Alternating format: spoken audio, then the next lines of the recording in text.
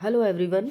अगर आप जाना चाहते हैं ग्रुप डी में तो इससे अच्छा मौका आपके पास दोबारा नहीं आएगा। रेलवे ग्रुप डी की भर्ती आप सभी को पता है कि आ चुकी है और ये भर्ती एक दो नहीं बल्कि 32,438 पोस्ट पर निकली हुई है और ये बहुत ज़्यादा पोस्ट है साथियों। और हाँ आगे भी इसमें बढ़ोतरी हो सकती है क्योंकि एएलपी की भर्ती और बाकी अदर रेलवे की भर्ती है उनमें भी बाद में पोस्ट इंक्रीमेंट देखा गया था। तो ये कम पोस्ट नहीं है, 32,438 बहुत अच्छी खासी पोस्ट है। अब साथियों हम बात क्या करने वाले हैं, मेन मुद्दा मुद्दा जो है हमारा आज का इस वीडियो का वो ये है कि भाई पोस्ट प्रेफरेंस कैसे भरें। पोस्ट प्रेफरेंस साथियों कोई एक लेवल पे नहीं बल्कि अलग अलग लेवल पर, जैसे कि भाई मेडिकल स्टैंडर्ड। क्योंकि अगर देखिए आप में कोई थोड़ी बहुत मान लो आपकी बॉडी में कोई दिक्कत है तो आपको कौन सा मेडिकल लेवल स्टैंडर्ड भरना चाहिए और उसके अकॉर्डिंग ही आपको पोस्ट सेलेक्ट करनी है। दूसरा है काम के अकॉर्डिंग, भाई आपको काम कैसे आता है कैसे नहीं आता उसके अकॉर्डिंग भी आपको अपनी पोस्ट सेलेक्ट करनी होगी। ठीक है, विभाग के अकॉर्डिंग। तीसरा हो जाता है विभाग के अकॉर्डिंग, किस विभाग में आप काम करना चाहते हैं। देखिए यहाँ पर आप फॉर्म फिल कर देते हैं लेकिन सिलेक्शन के बाद आपको बहुत ज़्यादा दिक्कत आए तो फिर आप कहेंगे कि क्या यार मैंने भी थोड़ा सा और दिमाग लगा लेता तो अच्छा रहता। तो इसीलिए मैं आपको यहाँ पर बताने वाली हूँ कि आपको किस पोस्ट के लिए अप्लाई करना चाहिए। अगर आपकी कंडीशन इस प्रकार से है तो आपको इस पोस्ट के लिए अप्लाई करना चाहिए, मैं आपको इस वीडियो में बताने वाली हूँ। ठीक है, तो भाई देखिए गाइस मैंने ये ओपन कर लिया है रेलवे का नोटिफिकेशन। ठीक है, government of India ministry of railways railway recruitment board detail centre employed notice. ठीक है, तो इस तरह से बहुत सारी पोस्ट है और जो पोस्ट की संख्या है वो साथियों 14 पोस्ट पर ये भर्ती आई हुई है। अलग अलग प्रकार से 14 पोस्ट है। और देखिए बहुत अच्छी और बढ़िया बात साथियों ये है कि सिर्फ 10वीं पास बच्चे इसके लिए अप्लाई करेंगे, आईटीआई इसमें हटा दी गई है। और सबसे बड़ी बात कि 18 से 33 वर्ष तक जो आयु थी अब तक, अब वो 36 वर्ष कर दी गई है। 3 वर्ष का एज रिलैक्सेशन भी दे दिया है। तो जनरल की अगर आयु 18 से 36 वर्ष है अप्लाई करो भाई। और वहीं पर ओबीसी के लिए 18 से 39 वर्ष और एससी एसटी के लिए 18 से 41 वर्ष की एज वाले बच्चे इसके लिए अप्लाई कर सकते हैं। अब देखिए यहाँ पर ये जो आपकी डेट है वो आपके फॉर्म भरना शुरू हो गए हैं और आपके फॉर्म चलने वाले हैं। यहाँ पर देख सकते हैं क्लोजिंग डेट है 22 फरवरी को आपके फॉर्म बंद हो जाएंगे भरना। ठीक है, वहीं पर आप करेक्शन वगैरह भी कर सकते हैं। ये सारी जानकारी यहाँ पर दे रखी है। लेकिन हम यहाँ पर देख लेते हैं पोस्ट प्रेफरेंस आती हो। ठीक है, कि पोस्ट प्रेफरेंस क्या रहने वाली है। ओके तो यहाँ पर ये देखेंगे आपका एज है और यहाँ पर ये पोस्ट है, बाद में पोस्ट इंक्रीमेंट होने के पूरे पूरे चांसेस हैं यहाँ पर। ठीक है, अब देखिए जो आपकी एज काउंट होगी वो 1/1/25 से होने वाली है। ठीक है, तो चलिए हम चल लेते हैं। इसमें नेगेटिव मार्किंग भी है। नेगेटिव मार्किंग कुछ इस प्रकार से है, लेकिन फीस देख लो यहाँ पर 500 रुपये और 250 रुपये आपकी फ़ीस भरी जाएगी। साथियों कारण क्या है, यहाँ पर आप सभी को बहुत ही अच्छे से यहाँ पर फॉर्म फिल करना होगा क्योंकि आपकी फ़ीस रिफंड भी आती है रेलवे में। ठीक है ना, हर वैकेंसी में फ़ीस रिफंड भी होती है। तो चलिए हम नोटिफिकेशन उस पर चल लेते हैं, पोस्ट पे, कि भाई पोस्ट आपको कैसे डालनी है। ठीक है, तो हम पोस्ट पे चल लेते हैं क्योंकि नोटिफिकेशन 67 पेज का है, आप देख सकते हैं यहाँ पर ये आ गई। ठीक है, पोस्ट अब देखो इसको हमने खोल लिया है। यहाँ पर सारी जानकारी आपको दे रखी है, ध्यान से समझना। यहाँ पर देखो नेम ऑफ पोस्ट दे रखी है, ये डिपार्टमेंट है, ये सब डिपार्टमेंट है, ये मेडिकल स्टैंडर्ड है। और यहाँ पर आप सभी की ये दे रखा है suitability for the person with benchmark disability. कोई डिसेबिलिटी वाले हैं तो उनके लिए ये है। ठीक है, और इसमें मिनिमम क्वालिफिकेशन दे रखी है।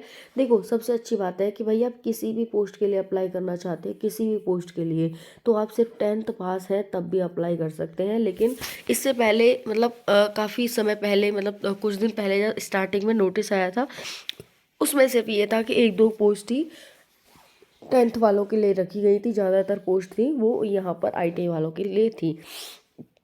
लेकिन आईटीआई को समाप्त कर दिया गया है। लड़कियों के लिए बहुत ही अच्छा मौका है भाई, लड़कियां हैं जितनी भी यहाँ पर वो इसके लिए ज़रूर फॉर्म भरें। चलिए अब देख लेते हैं यहाँ पर, जैसे मान लो आप असिस्टेंट साइंस एंड टेक के लिए आपने भर दिया, S&T डिपार्टमेंट है इसका। अब इसमें 3 पोस्ट आती है, जैसे प्रोडक्शन हो गया, सिग्नल हो गया, वर्कशॉप हो गया। अब इसमें काम क्या होता है, जैसे प्रोडक्शन में आपको पता ही है उत्पादन करना है भाई, जैसे रेलवे के इंजन पंजर हो गए उनका निर्माण करना है। सिग्नल में आपको सिग्नल दिखाना है, वर्कशॉप में आपको रिपेयर करना होगा। तो ये इनकी 3 असिस्टेंट में, साइंस एंड टेक में, ये 3 प्रकार की यहाँ पर सब पोस्ट है। इसमें जो पहले में प्रोडक्शन वाले में C1 का आपका वो होगा स्टैंडर्ड, मेडिकल स्टैंडर्ड, सिग्नल वाले में B1 का, और वर्कशॉप में C1 का होगा। अब ये B1 C1 क्या होता है, कौन सा हाई होता है, कौन सा इजी होता है, कौन सा कठिन होता है, कौन सा, तो और देख लो यहाँ पर। अगर आपका C1 का है तो भाई इजी होगा, B1 का है तो थोड़ा सा हार्ड होगा, A1 का है तो बहुत ज़्यादा हार्ड होगा। तो अपनी फिटनेस के अकॉर्डिंग भी आपको सीट यहाँ पर फिल करनी होगी। 10th पास सिर्फ यहाँ पर अच्छे बच्चे अप्लाई कर सकते हैं। जनरल के लिए 18 से 36 है, बाकी के लिए यहाँ पर छूट है 3 और 5 साल की। असिस्टेंट के लिए देखो वर्कशॉप में, ये मैकेनिकल में है, ये वर्कशॉप है, इसमें अभी आपको वही करना है कि रिपेयर करना होगा। और ये C1 की यहाँ पर आपका स्टैंडर्ड, मेडिकल का स्टैंडर्ड होने वाला है। तो यही मैं कह रही हूँ कि आपको पोस्ट प्रेफरेंस कैसे डालनी है, आप जिसके लिए एलिजिबल हो, जो आपको ईजी लगे कि हाँ इसमें मैं निकल जाऊँगा। साथियों अब क्या फ़ायदा कि आपने A1 का स्टैंडर्ड वाला पोस्ट भर दी बिना सोचे समझे, और फिर आप मेडिकल में निकल गए, जबकि आप B1 या C1 में अगर डालते तो आप सेलेक्ट हो सकते थे, ठीक है ना। तो इसीलिए कह रही हूँ। असिस्टेंट ब्रिज में देखो ये इंजीनियर है, इसमें आपका काम यहाँ पर क्या होगा, ब्रिज का होगा, इसमें B1 का स्टैंडर्ड होगा। असिस्टेंट कैरियज एंड वैगन में देखो भाई, वैगन आपको पता ही है, बोगियाँ जो होती हैं ट्रेन की, ये भी मैकेनिकल है। इसमें क्या होगा कि कैरियज एंड वैगन का होगा, सामान ढोने का, B1 का स्टैंडर्ड होगा इसका। असिस्टेंट लोको शेड का डीजल, ये भी मैकेनिकल में है, डीजल से B1 का इसका होगा। असिस्टेंट लोको शेड में इलेक्ट्रिकल, और यहाँ पर इसमें 3 दे रखी हैं, यहाँ पर डीजल शेड और इलेक्ट्रिकल शेड, यानी डीजल वगैरह का काम आपको यहाँ पर देखना होगा। उसके साथ साथ यहाँ पर है असिस्टेंट इलेक्ट्रिकल, इसमें ये यहाँ पर 3-4 प्रकार की दे रखी है, जैसे कि जनरल सर्विस हो गई, प्रोडक्शन यूनिट हो गई, वर्कशॉप, 3 प्रकार के यहाँ। और इसमें स्टैंडर्ड यूनिट आप देख सकते हैं क्या आपका मेडिकल होने वाला है, ठीक है। यहाँ असिस्टेंट पी वे है, इंजीनियरिंग पी वे, B1 का आपका स्टैंडर्ड होगा। फिर उसके बाद देखो मैंने कहा 14 प्रकार की हैं, तो 14 प्रकार की यहाँ पर जैसे ये हो गया, ट्रैक मेंटेनर हो गया, इंजीनियर पीवे का, इसका यहाँ पर मेडिकल होने वाला है B1 का।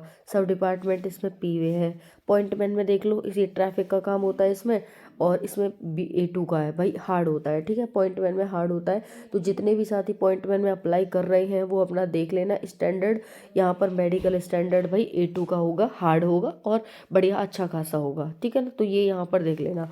बाकी अगर इनको आप जानना चाहते हैं, डिसेबिलिटी वाले हैं, तो ये आप यहाँ पर पढ़ सकते हैं, ठीक है जी, इसके अकॉर्डिंग।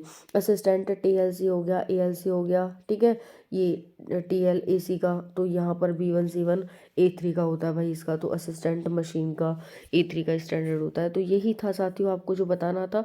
बाकी यहाँ पर आप देख सकते हैं जो आपकी जोन वाइज और वैकेंसी वाइज, जैसे पोस्टमैन में देखें तो पोस्टमैन में अच्छी खासी और सबसे ज़्यादा पोस्ट है वो पोस्टमैन में ही दे रखी है, ठीक है।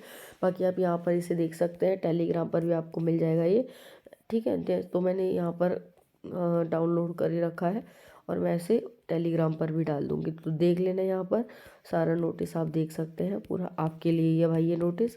और बाकी किस पोस्ट के लिए अप्लाई कर रहे हैं कमेंट में ज़रूर बताइएगा, और किस रीज़न से कर रहे हैं ये भी बताना, मतलब कौन सा रीज़न है, प्रयागराज है और या साउथ का है, कौन सा है, ठीक है। Thank you.